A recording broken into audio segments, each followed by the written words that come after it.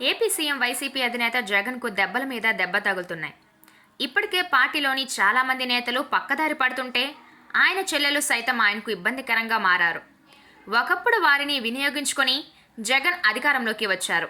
ఇప్పుడు అదే చెల్లెలు ఆయనకు దెబ్బైపోతున్నారనేది ఆసక్తికరంగా మారింది. ఇప్పటికే జగన్ సొంత చెల్లి వైఎస్ షర్మిల కాంగ్రెస్ పార్టీలో చేరిన విషయం తెలిసిందే. ఇక ఇప్పుడు మరో చెల్లెలు అంటే బాబాయ్ వైఎస్ వివేక కూతురు సునీతారెడ్డి పార్టీ మారేందుకు సిద్ధమవుతున్నారు.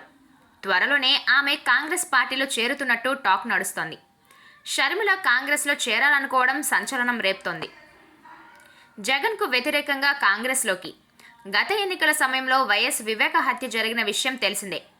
ఆ సమయంలో సునీతారెడ్డిని జగన్ తనకు అనుకూలంగా మార్చుకొని వివేక హత్య విషయమై మీడియా ఎదుట ఆమెతో మాట్లాడించి లబ్ధి పొందారు.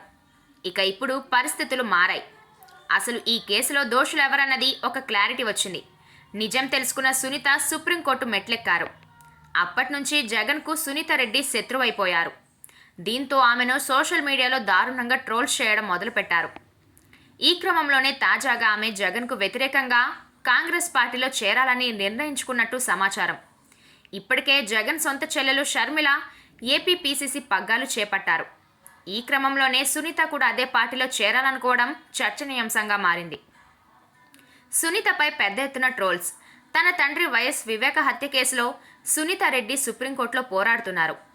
ఈ హత్య విషయంలో ఎంపీ వైఎస్ అవినాష్ రెడ్డి ఆయన తండ్రి చేయించారనేది ఆమె వాదన. పైగా ఈ హత్య విషయం జగన్ ఆయన సతీమణి భారత్కి ముందే తెలుసని ఆమె చెబుతున్నారు.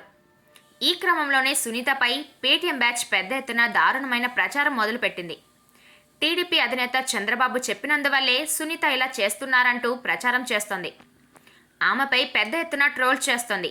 ఈ క్రమంలోనే సునీత ఇక మీదట తన పోరాటాన్ని పొలిటికల్గానే తేల్చుకోవాలని డిసైడ్ అయినట్టున్నారు.